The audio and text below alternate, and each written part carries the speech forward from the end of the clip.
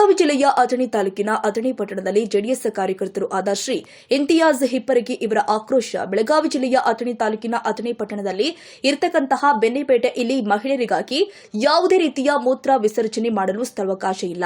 ಇದರ ಸಲುವಾಗಿ ಹಲವಾರು ಪತ್ರಿಕೆಗಳು ಹಾಗೂ ಮಾಧ್ಯಮಗಳು ಹಾಗೂ ಅಥಣಿಯ ನಾಗರಿಕ ಜನ ಇದರ ಬಗ್ಗೆ ಹಲವಾರು ಸಲ ಜನಪ್ರತಿನಿಧಿಗಳಿಗೆ ಹಾಗೂ ಅಧಿಕಾರಿಗಳಿಗೆ ತಿಳಿಸಿದ್ರೂ ಕೂಡ ಯಾವುದೇ ರೀತಿಯ ಪ್ರಯೋಜನವಾಗಿಲ್ಲ. ಮೂತ್ರ ವಿಸರ್ಜನೆ ಮಾಡಲಿಕ್ಕೆ ಇರತಕ್ಕಂತಹ ಸ್ಥಳ ತುಂಬಾ ಗಲೀಜಾಗಿದ್ದು ಅದಕ್ಕೆ ಯಾವುದೇ ರೀತಿಯ ಮಹಿಳೆಯರಿಗಾಗಿ ಅನುಕೂಲವಿರುವುದಿಲ್ಲ. ಅಥಣಿ ಪಟ್ಟಣದ ಪೇಟೆಯು ದೊಡ್ಡ ಪೇಟೆಯಾಗಿದ್ದು ಇಲ್ಲಿಗೆ ನೆರೆಯ ರಾಜ್ಯದ ಮಹಾರಾಷ್ಟ್ರ ಹಾಗೂ ಪಕ್ಕದ ಜಿಲ್ಲೆಗಳು ಆದ ವಿಜಯಪುರ ಹಾಗೂ ಬಾಗಲಕೋಟೆ ಇಲ್ಲಿನ ರೈತರು ಹಾಗೂ ವ್ಯಾಪಾರಿಗಳು ಬಂದು ವ್ಯಾಪಾರ ವಹಿವಾಟನ್ನ ಮಾಡ್ತಾರೆ.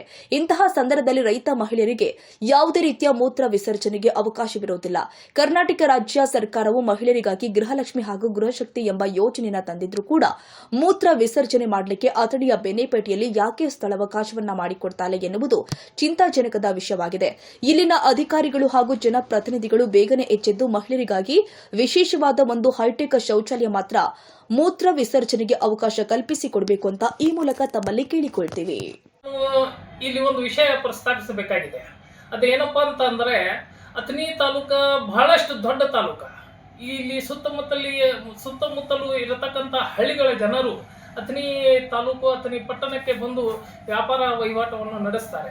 ನೆರೆ ನಮಗೆ ಜಿಲ್ಲೆ ವಿಜಯಪುರ ಇರಬಹುದು, ನಮ್ಮ ಬಾಗಲಕೋಟೆ ಜಿಲ್ಲೆ ಇರಬಹುದು, ಹಾಗೂ ಇಲ್ಲಿ ಮಹಾರಾಷ್ಟ್ರ ನೆರೆಯ ರಾಜ್ಯದ ಜನರು ಸಹ ಅಥಣಿ ಪಟ್ಟಣಕ್ಕೆ ಬಂದು ವ್ಯಾಪಾರವನ್ನು ಮಾಡುತ್ತಾರೆ. ಇಲ್ಲಿ ದುರ್ದೈವ ಏನೈತಪ್ಪ ಅಂತಂದ್ರೆ ಅಥಣಿ ತಾಲೂಕಿನ ಇದು ದೊಡ್ಡ ಮಾರ್ಕೆಟ್ ಐತಿ, ಅದರೊಳಗೆ ಇರ್ತಕ್ಕಂಥ ಬೆಣ್ಣೆಪೇಟೆ ಇದು ಒಂದು ವಿಶೇಷ ಪೇಟೆ ಅಂತ ಹೇಳಿ ನಾವು ಹೇಳ್ಬೋದು. ಇಲ್ಲಿ ವಿಶೇಷವಾಗಿ ಬೆಣ್ಣೆ ಸಿಗ್ತಿತ್ತು, ಅದಕ್ಕಾಗಿ ಇದಕ್ಕೆ ಬೆಣ್ಣೆಪೇಟೆ ಅಂತ ಹೇಳಿ ಹೆಸರು ಬಂದಿತ್ತು. ಇಲ್ಲಿ ಏನಾಗೈತಪ್ಪ ಅಂತಂದ್ರೆ ಏನು ಮಹಿಳೆಯರು ಬರ್ತಾರೆ ವ್ಯಾಪಾರಕ್ಕಾಗಿ, ರೈತ ಮಹಿಳೆಯರು ಬರ್ತಾರೆ ವ್ಯಾಪಾರಕ್ಕಾಗಿ, ಆ ನೆರೆಹೊರೆಯ ಏನು ಮಹಿಳೆಯರು ಬರ್ತಾರೆ ಅವರಿಗೆ ಮೂತ್ರ ವಿಸರ್ಜನೆ ಮಾಡಲಿಕ್ಕೆ ಇಲ್ಲಿ ಅವಕಾಶ ಯಾವುದೇ ಸ್ಥಳ ಇಲ್ಲ. ಸುಮಾರು ವರ್ಷಗಳಿಂದ ಇದರ